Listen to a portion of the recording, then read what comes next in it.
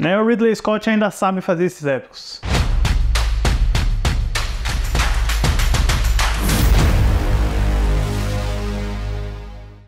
Olá, fãs da sétima arte, meu nome é Lucas Nascimento e esse é o Lucas Series, e hoje eu tô aqui para falar sobre Napoleão, um novo filme dirigido pelo Ridley Scott. Mas antes eu pedi para você curtir esse vídeo, se inscrever no canal e ativar o sininho para não perder notificação dos próximos vídeos.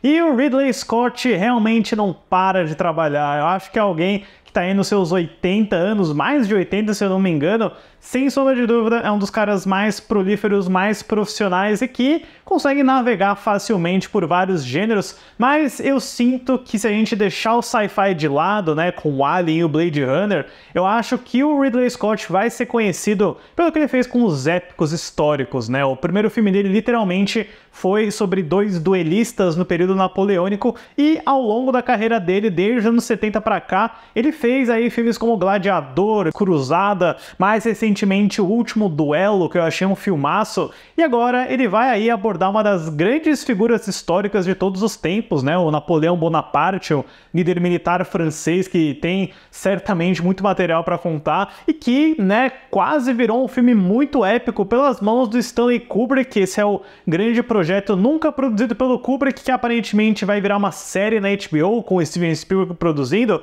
E esse projeto Napoleão, por sinal, né, é um roteiro escrito pelo David Scarpa, que trabalhou com o Ridley Scott em Todo o Dinheiro do Mundo, não tem nenhuma conexão com o projeto do Napoleão do Kubrick e com nenhum outro livro também, sabe? Eu fiquei surpreso em ver que esse é um roteiro original, que não é adaptado de nenhum livro, de nenhuma biografia, de nenhum estudo.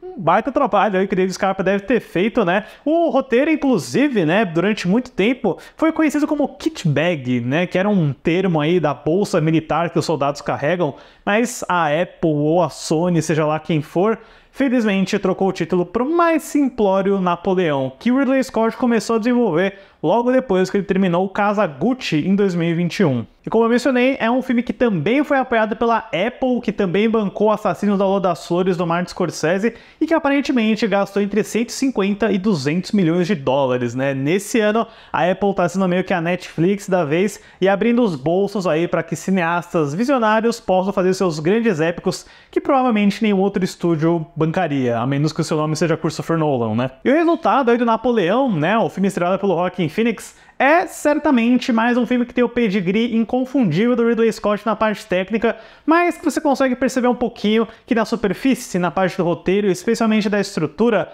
algumas coisas ficam faltando. A história do filme gira em torno da figura de Napoleão Bonaparte, vivido por Joaquin Phoenix. Um mero capitão militar na França após a Revolução Francesa, Napoleão começa a planejar sua ascensão ao poder em uma nação que começa a passar por reconstruções, ao mesmo tempo em que se envolve com a bela Josephine, vivida por Vanessa Kirby. Quando eu comecei a ver os trailers e materiais do Napoleão, eu não tinha muita certeza de qual ia ser o enfoque do Ridley Scott e David Scarpa nesse filme, porque um filme que vai falar sobre a vida inteira de um cara em 2 horas e meia parece uma decisão meio arriscada, né? Eu, pessoalmente, prefiro aquele tipo de biografia que está se dedicando a só um período da vida, né? Só um trecho, ou que ele seja um pouco mais longo, né? Como o caso do Oppenheimer, que a gente viu recentemente. E desculpa trazer o Oppenheimer de novo, gente, mas eu sinto que o Oppenheimer é um ponto na areia para como se faz biografia no cinema, e tudo que eu vejo que é um pouco mais tradicional, que é um pouco mais velha guarda, fica empalidece diante do filme do Nolan, né? E eu sinto que o Napoleão tem essa decisão um pouco infeliz de querer contar muita coisa, né? Literalmente toda a trajetória militar do Napoleão até o final da vida dele, né? Então, assim, filme de 2 horas e meia, com uma imensa quantidade de eventos, de personagens, é aquele tipo de roteiro que vai colocar texto todo o tempo na tela para mostrar o ano, o evento. Às vezes aparece o intertítulo para mostrar quem é aquele personagem, o que ele representa. Então você é bombardeado com informações e é um filme que ele vai sendo meio corrido, né? Acontece coisa o tempo inteiro e às vezes você não tem muita oportunidade de refletir, de ver como que aqueles eventos impactaram o Napoleão, outros personagens, ou a própria França, né, que está em frangalhos na época. E isso, curiosamente, torna o filme meio arrastado, né? Ele é um filme mais curto que Oppenheimer, mais curto que Assassinos da Lua das Flores, mas ele me pareceu mais longo, justamente por conta dessa estrutura, né? O Ridley Scott já comentou que ele está preparando um corte de 4 horas do Napoleão, exclusivo para Apple TV Plus, e eu suspeito que esse corte deve ser melhor e talvez até flua um pouco mais rápido, porque não é só porque você tem uma duração menor, no caso do Napoleão tem 2 horas e meia,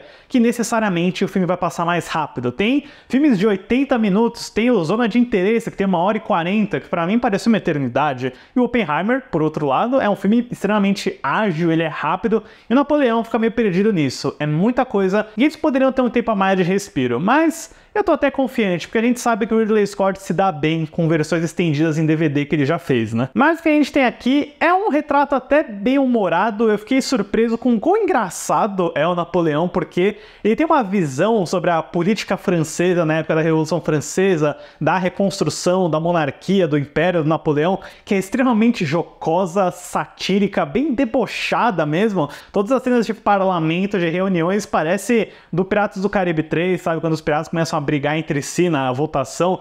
Essa é a vibe desse filme, é definitivamente uma visão bem anglo, bem americana da política francesa, e eu entendo porque que o pessoal da França não deve ter gostado muito disso, que afinal, quando você imaginaria ver o Napoleão rolando uma escada e falando fuck? Aquele fuck que é bem americano, que é bem britânico, aparece em Napoleão num momento que é impossível não dar risada. Mas me parece uma decisão consciente, que respinga também na performance do Joaquin Phoenix, né? Eu acho que ele tá muito bem, tá muito intenso, tá bem escalado, como sempre, né? Ele tem uma presença sempre que ele entra em cena, mas ao mesmo tempo ele traz aquele lado um pouco mais patético, um pouco mais crianção e ambicioso que o Napoleão tem, né? E em vários momentos, pra mim, é tipo, tá, é o Joaquin Phoenix com o chapéu, não é o Napoleão Bonaparte, é o Joaquin Phoenix fazendo uma piada, fazendo uma paródia, por assim dizer. E assim, não tô dizendo que isso não funciona, porque o tempo inteiro a performance do Joaquin Phoenix funciona, mas é quase como se ele fosse um meta-comentário sobre o que é o Napoleão, ao invés de tentar encarnar o Napoleão como a gente viu aí em filmes sobre figuras históricas como o Lincoln, no Daniel Day-Lewis, por exemplo. E o Joaquin Phoenix definitivamente está ótimo em todas as cenas dele com a Vanessa Kirby, que faz a Josephine. A Vanessa Kirby substituiu a Jodie Comer, que tinha trabalhado com o Ridley Scott no último duelo, e, poxa, ela realmente está excelente. É um tipo de relação meio tóxica, de poder, de dependência mútua entre eles, que pra mim garante alguns dos melhores momentos do filme, pelo menos nessa escala dramática. É uma pena porque, assim, o filme tem 2h30 e eu queria ver um pouco mais das repercussões do que acontece entre eles, sabe? Tem toda uma questão do Napoleão querendo um herdeiro que é meio que abandonada num ponto do filme. Tipo, o Napoleão tem um filho. A gente nunca vê o que acontece com o filho, por exemplo. Eu imagino que nessas 4 horas extras aí deve ter alguma coisa. Mas se tem algo que definitivamente não deixa a desejar o Napoleão, é o apuro do Ridley Scott na parte técnica e a visão grandiloquente, épica que ele tem para cenas de batalha, né? Ele sempre fez isso muito bem nos outros filmes dele, no Gladiador, no Cruzada, até no Êxodo do Christian Bale, lá que o pessoal não gosta muito.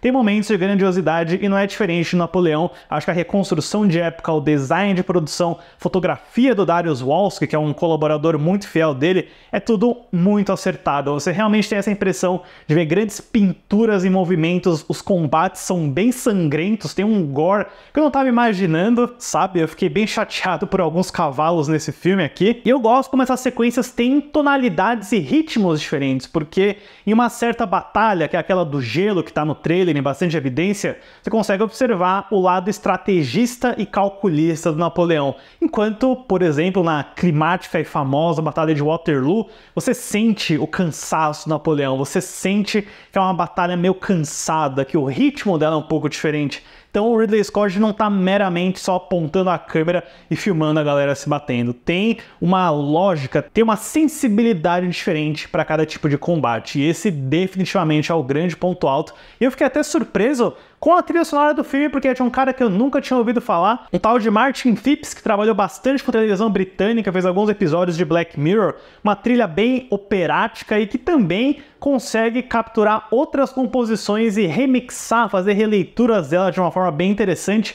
Gostei especialmente de como o Phipps pega aquela clássica música Sarabande que Stanley Kubrick usou no Barry Lyndon e oferece uma remixagem, uma reedição dela, o que pra mim é meio que uma piscadela do Ridley Scott pro Stanley Kubrick, né? Porque o Kubrick não conseguiu fazer o Napoleão e ele fez Barry Lyndon no lugar dele. E colocando essa música num momento chave assim, me pareceu um aceno de cabeça muito respeitoso. Eu não sou historiador, então obviamente eu não vou analisar o Napoleão pela sua precisão histórica, o quão fiel e verídico ele é com a história de verdade, mas eu acho que como entretenimento, o Napoleão é um bom filme sim, eu acho que ele pode te encantar com as sequências de batalha, com a trajetória do Napoleão personagem também, né, esse tipo de história do cara que começa lá embaixo e vai tendo uma ascensão gigantesca, vai inspirando pessoas de uma forma que você não imagina, garante bons momentos, apesar de eu achar que a estrutura e a narrativa são um pouco amarrotadas entre si. Eu tô curioso sim para conferir essa versão de 4 horas para sair na Apple TV+,